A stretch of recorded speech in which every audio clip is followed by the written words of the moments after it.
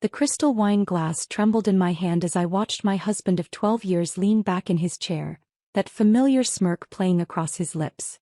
The dining room was bathed in the warm glow of Christmas lights, the turkey growing cold on the table as Luca's family watched with barely concealed anticipation. His mother, Catherine, drummed her manicured fingers against the mahogany table. His brother Isaac shifted uncomfortably, unable to meet my eyes. Even his teenage nephew Tyler had put down his phone to witness whatever spectacle was about to unfold. "Eileen, darling," Luca said, his voice dripping with mock sweetness as he reached into his jacket pocket.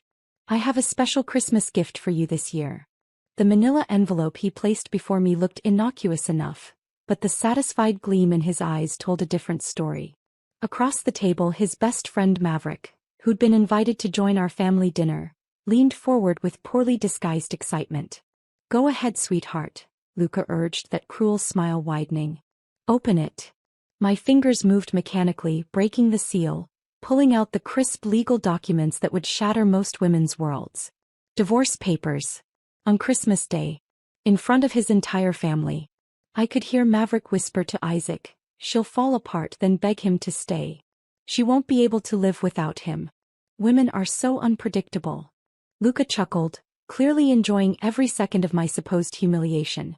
"What do you say, Eileen? Ready to sign?" What happened next would haunt them all for the rest of their lives. I reached for the pen with steady hands, signed my name with flourish, and then smiled, really smiled for the first time in months. "Done," I said simply, pushing the papers back across the table. The confusion that flickered across their faces was delicious, but I wasn't finished. "Actually, Luca," I said, rising gracefully from my chair, "I have a Christmas gift for you too."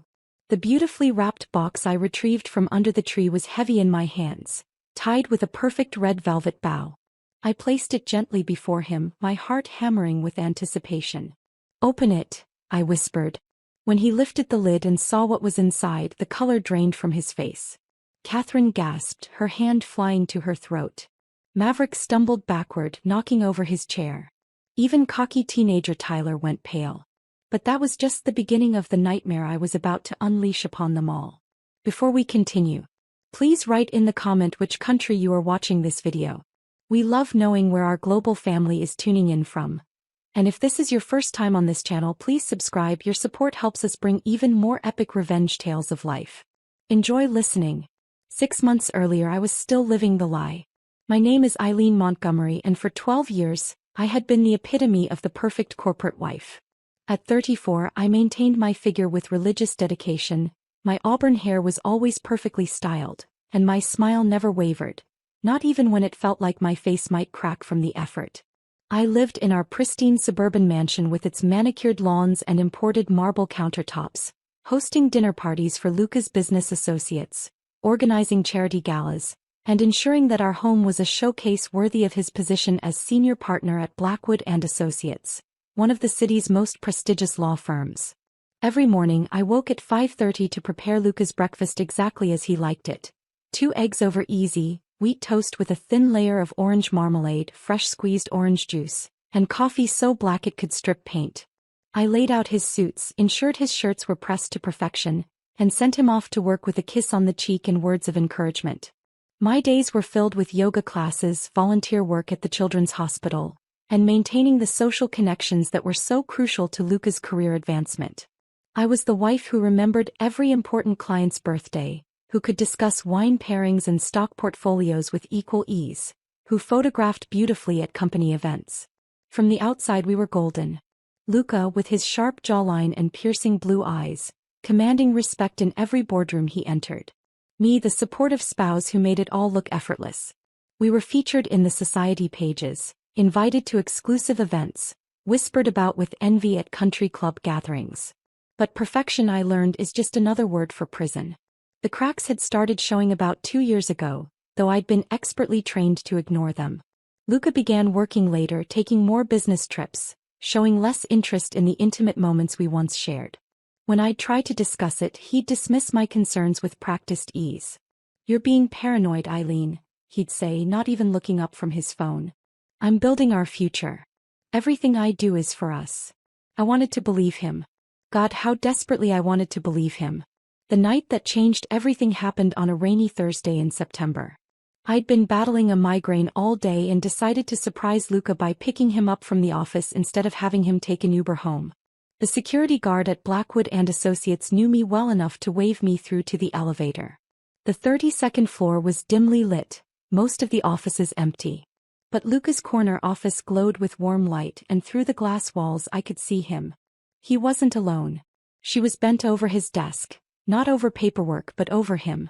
A stunning brunette I recognized as Sofia Rivera, one of the firm's rising associates. 26 years old, Harvard Law graduate, legs that went on for miles. They were so absorbed in their passionate encounter that neither noticed me standing frozen in the hallway, my heart shattering into 1,000 pieces. I watched my husband of 10 years move against her with an urgency and desire I hadn't seen from him in months. I should have stormed in.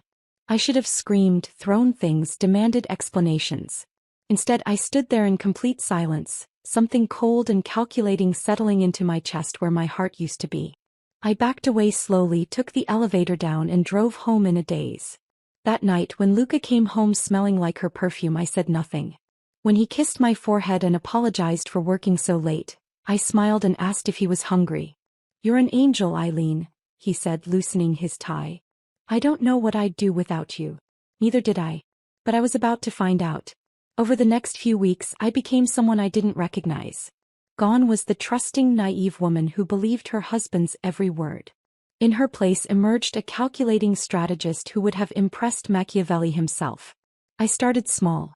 I noticed things: how Luca's phone was now permanently face down during dinner, how he'd step outside to take certain calls, how his cologne changed to something more expensive and seductive. The signs that once might have driven me to tears now felt like puzzle pieces I was methodically collecting. My first real breakthrough came when I decided to have lunch at Café Luna, a trendy bistro near Luca's office. I'd been going there for years, knew the staff well enough that they always saved me a good table. I wasn't there to spy, I told myself. I was just treating myself to their famous salmon salad. That's when I saw them. Luca and Sofia sat at a corner table, his hand covering hers. Their foreheads almost touching as they spoke in urgent whispers. The intimacy between them was unmistakable. This wasn't just physical, it was emotional. The way she laughed at something he said, the way his thumb traced circles on her knuckles, the way they looked at each other like they were the only two people in the world. I felt bile rise in my throat, but I forced myself to remain calm. I took out my phone and discreetly snapped several photos. Evidence. The word had become my mantra. Mrs. Montgomery. The cheerful voice of Maria, my usual waitress, nearly made me jump out of my skin. "Your usual table is ready." I pasted on my brightest smile.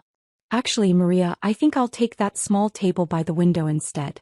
The lighting is so lovely today." From my new vantage point I could observe them without being noticed. I watched Luca slip an envelope across the table to Sofia. She opened it and her face lit up with delight. Even from across the restaurant I could see the sparkle of jewelry, expensive jewelry.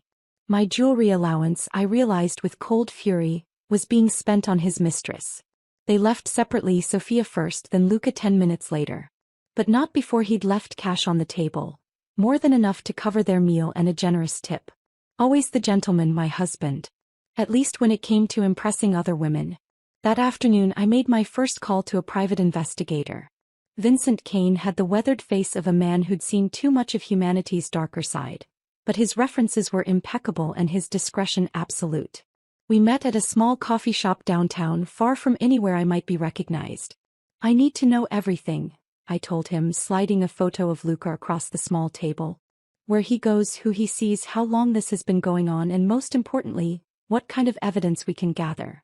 Vincent studied the photo with professional detachment. "How long have you suspected?" 6 weeks. "But I think it's been going on much longer than that." "It usually has been," he said with the weary tone of a man who'd delivered this news too many times. "Most spouses don't notice until the affair has been established for months, sometimes years." The word affair hit me like a physical blow, but I kept my expression neutral. "What do you need from me?"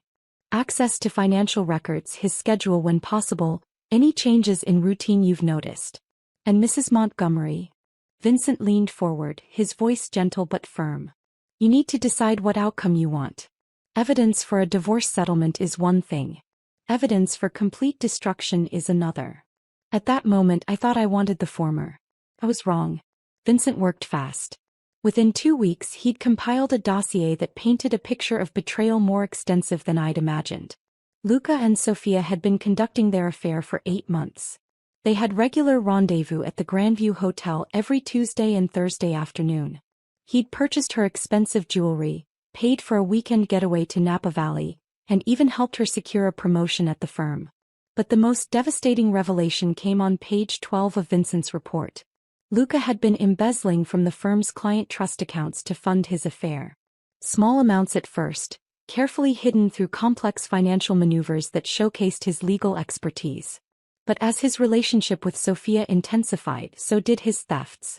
Over the past 8 months he'd stolen nearly $200,000.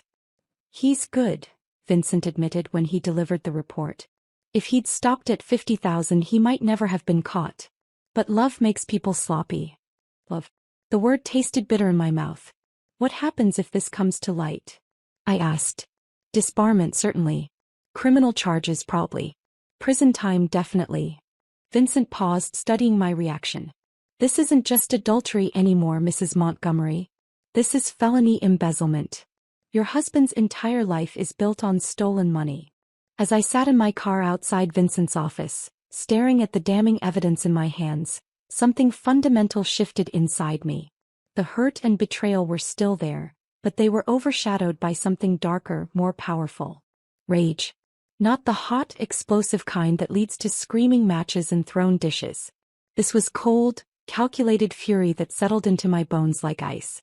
Luca hadn't just betrayed our marriage. He'd built his new life on lies and theft, funding his passion with stolen money while I played the perfect wife. That's when I realized Vincent had been wrong about one thing. I didn't want evidence for a divorce settlement. I wanted complete and utter destruction. The transformation began that night. I stood in our master bathroom, studying my reflection in the vanity mirror that Luca had installed with such pride. The woman staring back at me looked the same. Same green eyes, same carefully maintained auburn hair, same flawless skin maintained through expensive treatments and religious skincare routines. But behind those familiar features lurked someone new. Someone dangerous. I started making lists. Not grocery lists or social calendar reminders, but strategic assessments of my husband's vulnerabilities. His pride, his reputation, his relationships, his weaknesses. I cataloged them all with the methodical precision of a surgeon preparing for a complex operation. Luca's greatest fear wasn't losing me. I'd realized that with painful clarity. It was losing face. His entire identity was built on being the successful lawyer, the respected partner, the man other men envied and women desired. Take that away and there would be nothing left but an empty shell. My phone rang, interrupting my planning. Catherine's name appeared on the screen and I answered with my practiced cheerfulness. Eileen, darling. Luca's mother purred, her voice carrying that subtle condescension she'd perfected over 12 years of barely tolerating me. I'm calling about Christmas dinner. Will you be preparing your usual feast? Every year I spent days preparing an elaborate Christmas dinner for Luca's family. Turkey with all the trimmings, homemade pies, expensive wines, and decorations worthy of a magazine spread. It was one of the few times Catherine actually complimented my efforts, though she always managed to find something to criticize. Of course, I replied, my mind already working. I wouldn't dream of disappointing the family. Excellent. And Luca mentioned that Maverick might be joining us this year? Such a lovely young man. I do hope you'll make him feel welcome. Maverick. Luca's best friend since law school and, according to Vincent's report, the one person who knew about the affair. The one who'd been covering for Luca, providing alibis and moral support for his betrayal. Absolutely, I said, my smile audible even through the phone. I'll make sure it's a Christmas dinner none of us will ever forget. With Christmas still 2 months away, I had time to prepare. But first I needed to gather more evidence and ensure my own protection. The next morning I opened a private bank account at a different institution, one where Luca had no connections. I began quietly transferring small amounts from our joint savings, nothing large enough to trigger alerts, but enough to give me financial independence. I also made an appointment with Eleanor Hartwell, the city's most ruthless divorce attorney. Eleanor had a reputation for destroying unfaithful husbands so thoroughly that most settled out of court rather than face her in battle. Her office was everything I'd expected: glass and steel, minimalist furniture that cost more than most people's cars, and walls lined with law degrees and awards. Eleanor herself was intimidating. Mid-50s, silver hair pulled back in a severe bun, wearing a suit that probably cost more than my wedding dress. "Mrs. Montgomery," she said, gesturing for me to sit. "I understand you have a situation." I handed her copies of Vincent's report, watching her expression remain neutral as she absorbed the devastating evidence of Luca's betrayals. "This is comprehensive," she finally said. "Your investigator is very thorough. With evidence like this, we could certainly secure you a favorable settlement." "I don't want a settlement," I said quietly. "I want him destroyed." Eleanor raised an eyebrow. "Destroyed is a strong word, Mrs. Montgomery. Are you certain that's the path you want to take?" "He stole from his clients to fund his affair," I replied, my voice steady despite the fury churning in my chest. "He betrayed not just me but everyone who trusted him. Yes, I want him destroyed." "Very well." Eleanor leaned back in her chair. "But understand that once we go down this path, there's no turning back. Your husband will lose everything: his career, his reputation, his freedom. Are you prepared for the collateral damage that will inevitably follow?" I thought of all the nights I'd waited for him to come home, all the lies he'd fed me with such casual cruelty, all the times I'd felt like I was going crazy for suspecting what I now knew to be true. "I'm prepared," I said. "Then let's discuss strategy." October and November passed in a strange sort of suspended animation. To the outside world I remained the perfect wife. I attended firm parties with Luca, smiled brilliantly while he accepted accolades for cases won with stolen money. I planned our Christmas dinner with obsessive attention to detail, consulting with caterers and florists as if it were the social event of the year. Luca seemed almost relieved by my behavior. If he'd noticed any change in me, he attributed it to my newfound dedication to making our life perfect. He became more affectionate, more attentive, as if my increased efforts had rekindled his interest. How wrong he was. Every kiss he gave me tasted of betrayal. Every compliment felt like mockery. But I played my part flawlessly, even as I methodically documented his every movement, his every lie, his every theft. The most difficult part was watching him with Sophia at firm events. She would arrive looking stunning, accepting congratulations on her recent promotion. The promotion my husband had secured for her with embezzled money.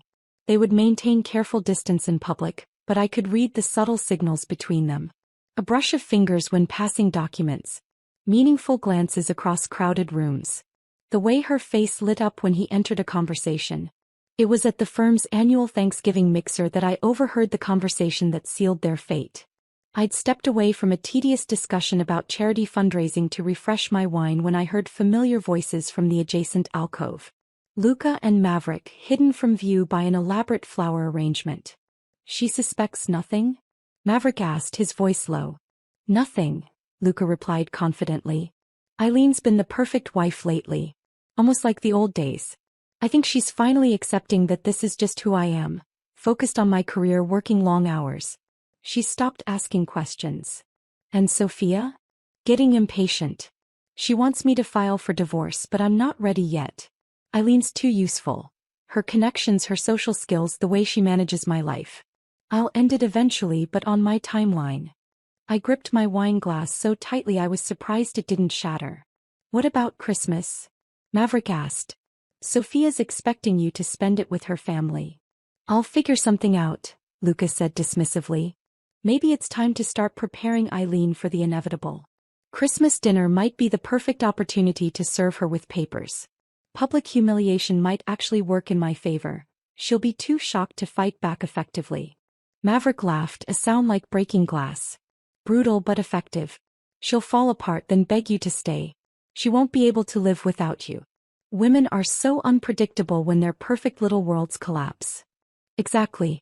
And once she's signed, I'll have Sophia there for New Year's.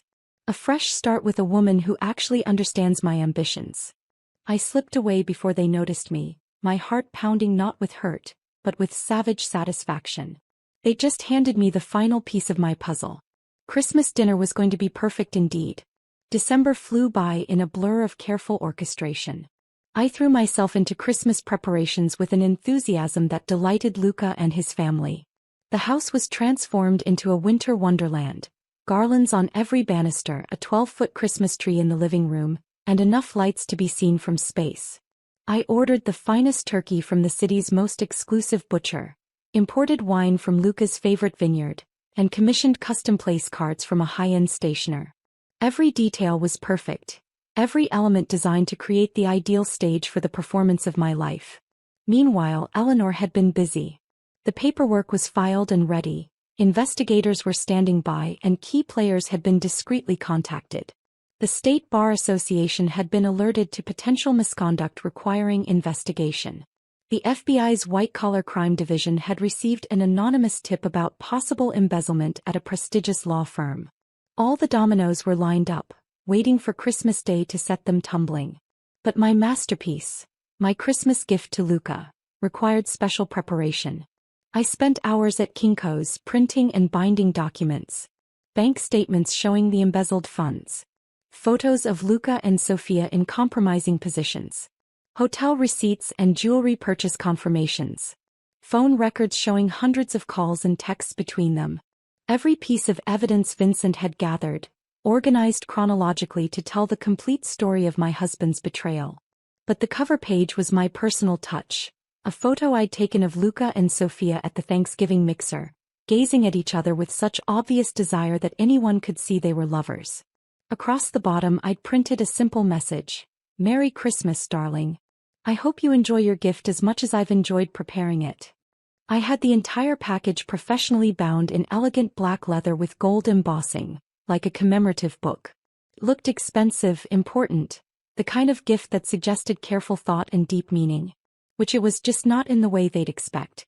Christmas morning dawned clear and cold, the kind of picture-perfect winter day that belonged on greeting cards. I woke early as I had every Christmas for 12 years, and began the elaborate dance of preparing our feast. Luca was unusually affectionate, bringing me coffee in bed and commenting on how beautiful I looked even in my pajamas. If I didn't know better, I might have thought he was feeling guilty about what he planned to do later. "You've outdone yourself this year, sweetheart," he said, surveying the dining room I'd spent hours perfecting. Crystal stemware caught the morning light, fine china gleamed against the burgundy tablecloth, and centerpieces of winter roses filled the air with subtle fragrance. "Only the best for your family," I replied, adjusting a napkin that was already perfectly placed. "Our family," he corrected, pulling me into his arms. "You know how much you mean to all of us, don't you?" The irony was so bitter I could taste it. "Of course I do." Luca's family began arriving around noon. Catherine swept in wearing her usual disapproval like expensive perfume, immediately finding fault with the temperature of the house. Isaac followed with his wife and teenage son Tyler, all of them carrying wrapped presents and false smiles. Maverick was the last to arrive, and I watched him exchange a meaningful look with Luca. Today was the day. They were really going through with their plan. Perfect. As I put the finishing touches on dinner, I could hear them in the living room, their voices carrying that artificial cheerfulness that marked families who only tolerated each other out of obligation. Catherine was criticizing the Christmas decorations, a bit ostentatious, don't you think? While Isaac made awkward small talk with Maverick. Tyler, bless him, was the only honest one in the bunch, openly bored and counting the minutes until he could escape back to his video games. At exactly 2 o'clock I announced that dinner was ready. The dining room fell silent as everyone admired the spread I'd prepared. The turkey was golden and perfectly carved, surrounded by all the traditional sides. Mashed potatoes with real cream, green bean casserole, cranberry sauce both jellied and fresh, stuffing that had been in Luca's family for 3 generations. "Eileen, this looks absolutely magnificent," Catherine said, and for once she seemed genuinely impressed.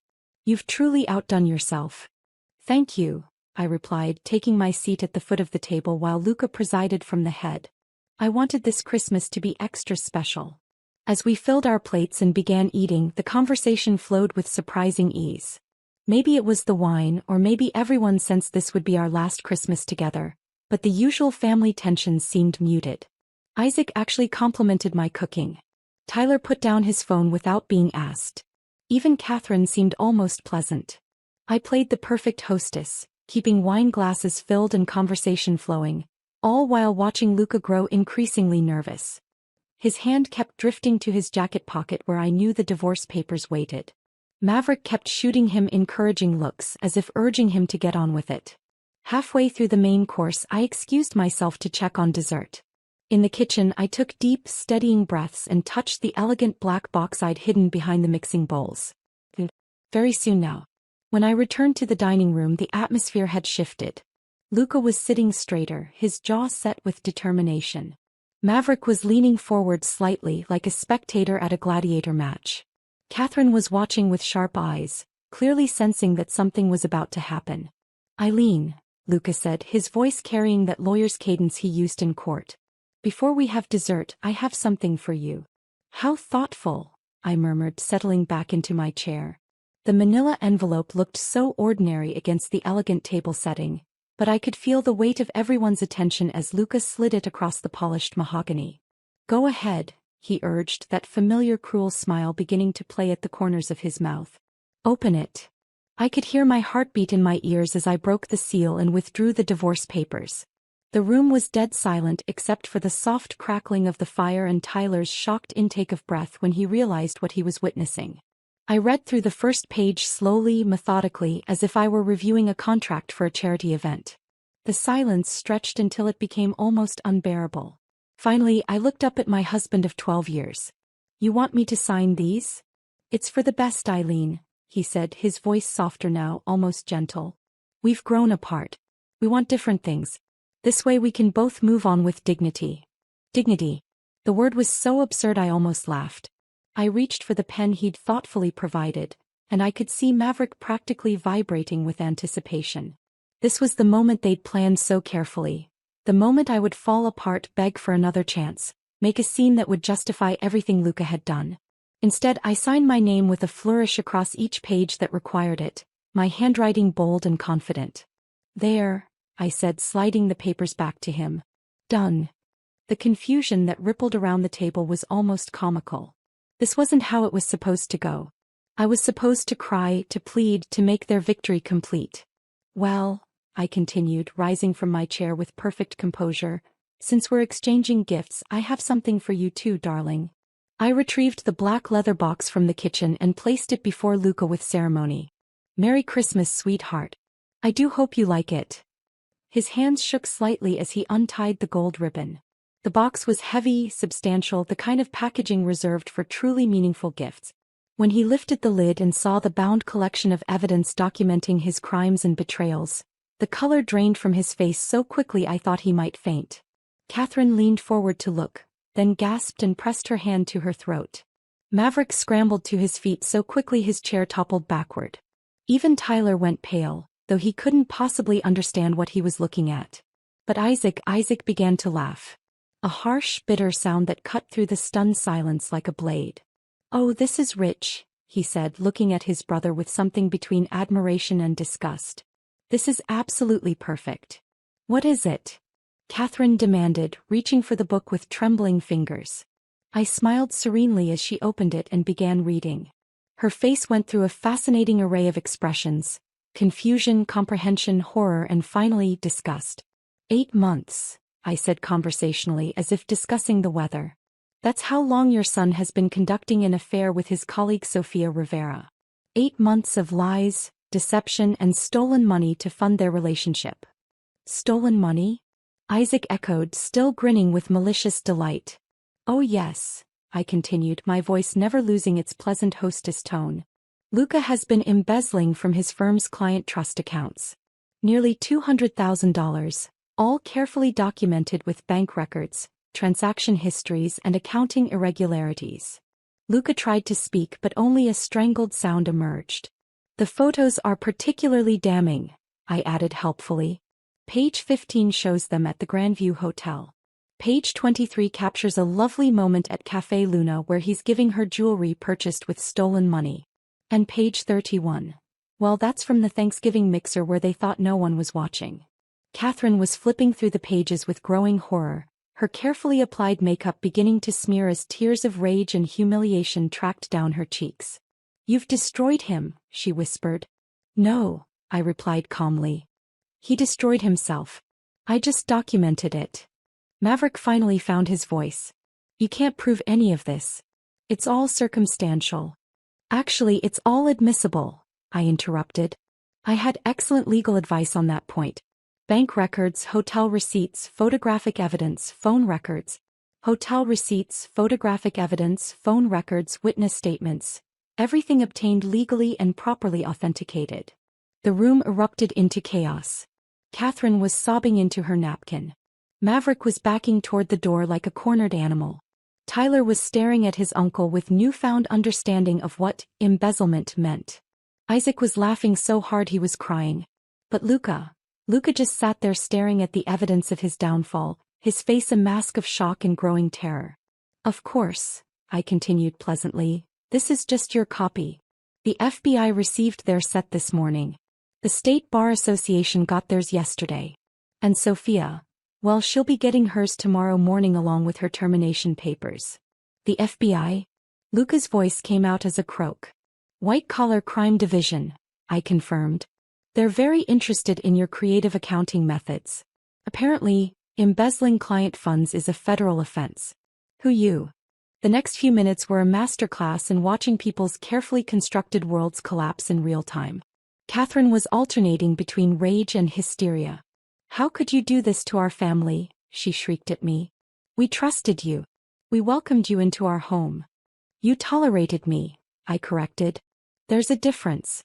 And as for trust, I learned about the value of that from your son. Maverick was frantically texting, probably trying to warn Sophia or figure out how to distance himself from the wreckage. His face had gone gray as he realized his role as accomplice and enabler was also documented in my gift. Isaac had stopped laughing and was now studying his brother with something approaching pity. Jesus, Luca. 200,000? What the hell were you thinking? But it was Tyler who asked the question that cut deepest. Uncle Luca, are you going to prison? The silence that followed was deafening. That depends, I said gently, on how cooperative he is with federal investigators. Luca finally seemed to shake off his shock. His lawyer's instincts kicked in, and I could see him mentally cataloging damage control strategies. This is vindictive, he said, his voice gaining strength. A spurned wife's revenge fantasy. No prosecutor will. Actually, I interrupted, I've already spoken with Assistant U.S. Attorney Rebecca Walsh. She's very interested in your case. Apparently, law firm embezzlement is becoming quite an epidemic, and they want to make an example. The name hit him like a physical blow. Rebecca Walsh was known for her ruthless prosecution of white-collar criminals. She had a conviction rate that was legendary and a reputation for maximum sentences. You vindictive bitch, Maverick snarled, his composure finally cracking. Do you have any idea what you've done? You've destroyed multiple lives over a simple affair. I turned to look at him with calm interest. Are you referring to the same affair you helped facilitate? The one where you provided alibis and cover stories? Because page 47 has some lovely documentation of your involvement. Maverick went white. As an attorney himself, he knew exactly what accessory charges could mean for his own career. Mom, we should go, Isaac said quietly, helping Catherine to her feet. She was still clutching the damning evidence book like it might burst into flames. Yes, I agreed pleasantly. I think that would be best. Dessert is cancelled, I'm afraid. I have some phone calls to make. As they filed out in stunned silence, Luca remained seated, staring at the ruins of his Christmas dinner. The turkey was growing cold, the wine was going flat, and his entire life was imploding around him. Why? He asked finally. Why destroy everything we built together? I looked at him, really looked at him, perhaps for the last time as his wife. We didn't build anything together, Luca. I built a life and you took it for granted while you built a fantasy with stolen money and another woman. The only thing I'm destroying is the lie.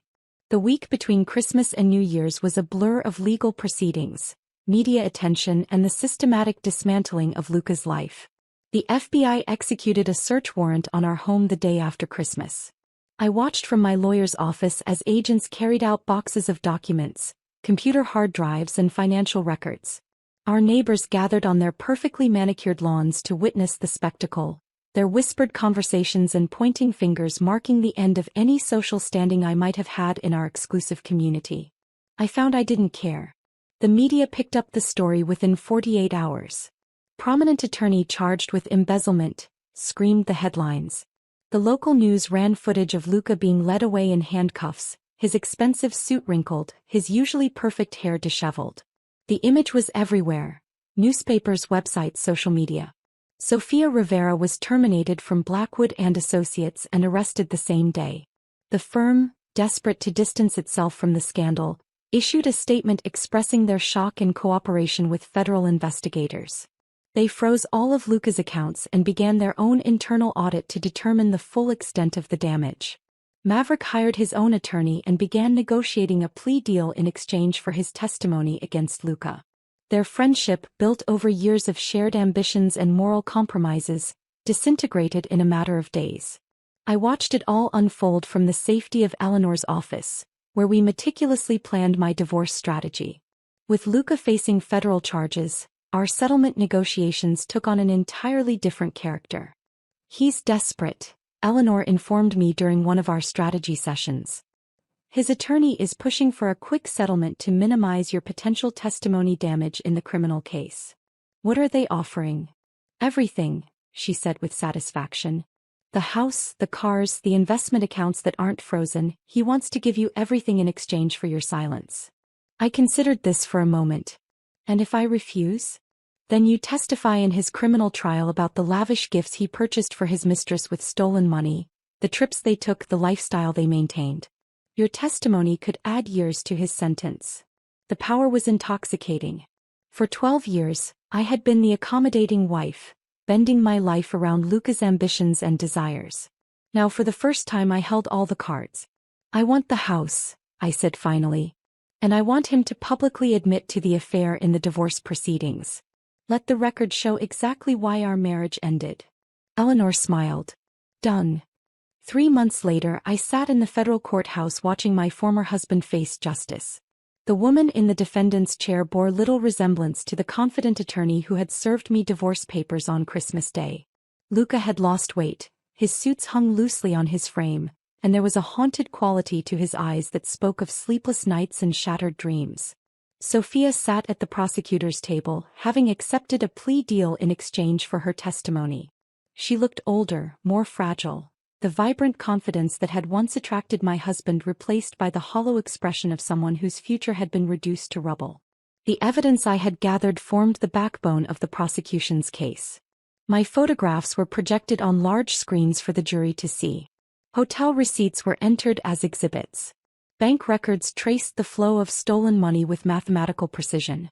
When I took the stand to testify, I felt strangely calm. The courtroom was packed with reporters, former colleagues, and curious onlookers drawn by the scandalous details of the case. I could see Catherine in the gallery, her face a mask of barely controlled rage and humiliation. "Mrs. Montgomery," the prosecutor began, "can you tell the court about your marriage to the defendant?" "We were married for 12 years, I replied, my voice steady and clear.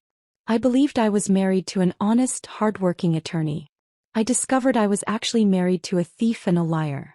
Over the next 2 hours, I methodically destroyed any remaining vestiges of Luca's reputation. I testified about the lies, the financial irregularities I had noticed, the gradual changes in his behavior as his double life became more complex. When Luca's attorney cross-examined me, he tried to paint me as a vindictive ex-wife seeking revenge. "Isn't it true, Mrs. Montgomery, that you orchestrated this entire investigation out of spite over your husband's affair?" I looked directly at Luca as I answered. "I orchestrated this investigation because I discovered my husband was a criminal. The affair was just one of many crimes he committed against people who trusted him." The jury deliberated for less than 4 hours. When they returned with guilty verdicts on all counts, I felt something I hadn't experienced in years: complete satisfaction. Luca was sentenced to 7 years in federal prison. His law license was revoked. His assets were seized to pay restitution to the clients he had robbed. Sofia received 18 months in community service. Maverick lost his law license but avoided prison time in exchange for his cooperation. As the bailiff led Luca away, he turned to look at me one last time. In his eyes, I saw the complete comprehension of what his betrayal had cost him. Not just his freedom but his identity, his future, everything he had valued about himself. I felt nothing but cold satisfaction. 6 months after the trial, I stood in the kitchen of what was now solely my house, preparing breakfast for one. The morning sun streamed through windows I had had professionally cleaned, casting everything in sharp, clear light. The house felt different now, lighter somehow, as if Luca's presence had been a weight I hadn't realized I was carrying. I had redecorated extensively, erasing any trace of our shared life and creating something that was entirely mine. My phone rang, interrupting my peaceful routine. Vincent Kane's name appeared on the screen. "Mrs. Montgomery," his familiar voice greeted me. "I hope you're well." "Very well, thank you. What can I do for you, Vincent?" "I wanted to let you know that I received a call from a potential client yesterday. A woman who suspects her husband of infidelity and financial impropriety. She specifically asked for the investigator who handled the Luca Montgomery case." I smiled, understanding the implication. Word travels fast. "Indeed it does. Would you be willing to provide a reference? Sometimes hearing from someone who's been through the process helps people find the courage to seek the truth." I considered this. In the months since Luca's conviction, I had received numerous calls from women in similar situations. Some wanted advice, others simply wanted to talk to someone who had successfully fought back against a cheating spouse. "Give her my number," I said. "I'd be happy to speak with her." "Thank you. And Mrs. Montgomery? I hope you know that what you accomplished was remarkable. Many people in your situation choose to look the other way or settle for less than they deserve." After hanging up, I walked through my house now, thinking about Vincent's words. For 12 years I had chosen to look the other way, to make excuses, to accept less than I deserved. The woman who had signed those divorce papers on Christmas Day had been weak, naive, trusting to a fault. That woman was gone. In her place stood someone stronger, someone who understood that justice sometimes required taking matters into your own hands. Someone who knew that the most devastating revenge was simply revealing the truth and letting consequences follow their natural course. 1 year after Luca's sentencing, I received an unexpected visitor. I was tending to my garden. A new hobby I had discovered brought me peace, when Catherine Montgomery appeared at my front gate. She looked older, diminished somehow, as if the scandal had aged her beyond her years. Her usually perfect appearance showed signs of strain, gray roots showing through her dyed hair, lines around her eyes that makeup couldn't quite hide. "Eileen," she said quietly, her voice lacking its usual imperious tone. "May I come in?"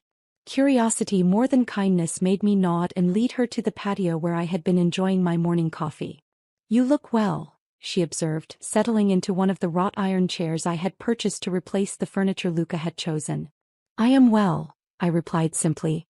We sat in silence for several minutes, two women who had shared family holidays and social obligations but had never really known each other. "I came to apologize," Catherine said finally. The words surprised me. In 12 years of marriage I had never heard Catherine Montgomery apologize for anything. For what, specifically? For not seeing what kind of man my son had become. For not treating you with the respect you deserved.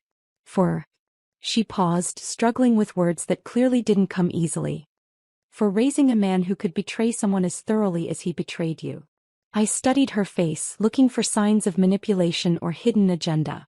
Instead, I saw something I had never expected from Catherine: genuine remorse. "He writes to me from prison," she continued. "Asks about you constantly. Wants to know if you're happy, if you've moved on, if you ever mention him." "What do you tell him?" "The truth. That you seem happier than I ever saw you during your marriage. That you've created a life that's entirely your own. That you rarely speak his name." She reached into her purse and withdrew an envelope. "He asked me to give you this." I stared at the letter but made no move to take it. "What does it say?" "I don't know. I told him I wouldn't read his private correspondence." "But Eileen." Catherine's voice broke slightly. "He's not the same man who served you those papers. Prison has changed him. Humbled him. I think he finally understands what he lost." "It's too late for understanding," I said quietly. "I know. But perhaps it's not too late for forgiveness." I finally took the letter, noting Luca's familiar handwriting on the envelope. My name was written in the careful script he had once used to sign important legal documents. "He'll be eligible for parole in 3 years," Catherine said. "He's been asking if there's any chance." No, I interrupted, my voice firm but not unkind. There's no chance of reconciliation, Catherine. That man destroyed something that can never be rebuilt. She nodded, tears gathering in her eyes. I know. I suppose I had to ask. After Catherine left, I sat alone with Luca's letter for a long time before finally opening it. Eileen, I know I have no right to write to you, no right to expect you to read this, no right to ask for anything. But I need you to know that I understand now what I destroyed. Every day in here I think about Christmas dinner. Not about the divorce papers or the evidence you presented, but about the moment I realized I had lost the one person who truly loved me. You didn't just document my crimes, Eileen. You showed me exactly who I had become. I don't expect forgiveness. I don't expect a response. I just need you to know that whatever happiness you found, you deserve it. You deserved so much better than what I gave you. I'm sorry doesn't begin to cover the magnitude of my betrayal, but it's all I have left to offer. Luca. I read the letter twice, then walked to the fireplace and fed it to the flames. Watching the paper curl and blacken, I felt the final chapter of our story come to a close. 2 years later, I stood in my kitchen preparing dinner for new friends I had made through my volunteer work with a domestic violence support organization. Women who, like me, had discovered that sometimes the people we trust most are capable of the deepest betrayals. My phone buzzed with a text message from Eleanor. Luca Montgomery was denied parole. Will serve full sentence. Thought you'd want to know. I smiled and deleted the message. Justice, it seemed, was still being served. The woman who had signed those divorce papers on Christmas Day 3 years ago would have felt satisfaction at this news. But the woman I had become felt something different. Indifference. Luca Montgomery and his consequences had become irrelevant to my life. I had built something new from the ashes of my destroyed marriage. A life based on truth rather than lies, strength rather than submission, self-respect rather than desperate accommodation. I had learned that the best revenge wasn't destruction. It was living well. The doorbell rang and I went to greet my guests with genuine warmth. Behind me, the kitchen table was set for 6, surrounded by chairs that held people who valued honesty, who had earned their places in my life through character rather than obligation. As I opened the door to welcome my friends, I caught my reflection in the hallway mirror. The woman looking back at me bore little resemblance to the perfect corporate wife who had once lived in this house. This woman's smile was real, her eyes were clear, and her spine was straight with hard-won confidence. She was everything the old Eileen had never been allowed to become. She was free. And in a world where justice often goes unserved and betrayal often goes unpunished, sometimes freedom is the sweetest revenge of all.